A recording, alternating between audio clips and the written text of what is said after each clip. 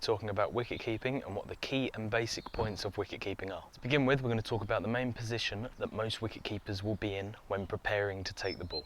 So what we'll do is we'll bend our knees and we'll have our hands just back and our head up looking at the bowler, if not the other striking end stance.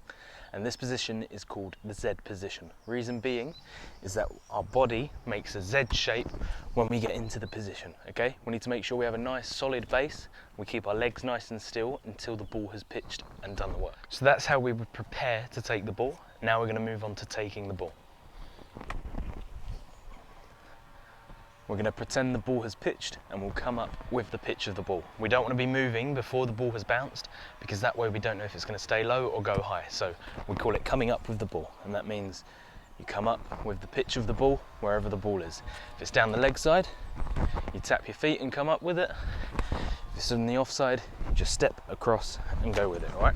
Really important part of wicket keeping is that you always get your hands and the ball back to the stove. Before we move on to catching some balls, we need to make sure that our footwork is correct and right. So a little drill we can do to practice that is this one here. This is what it would look like. Get into the Z position, step across, touch the cone, step back to your position. Z position, step across, touch the cone, back to your position, okay? You want to make sure that when you do this drill, you stay low and your head is always level and over your hands, okay? I'll show you once more. To move the drill on slightly, this is what it should look like.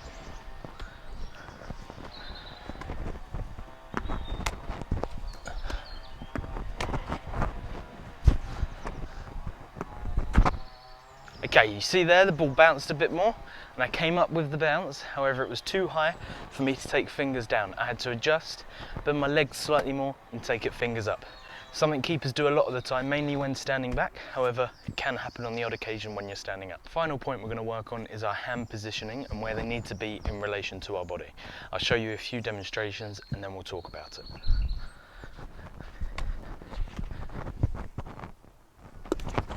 That's fine, hit the stumps, well bowled. Do a couple more. And again.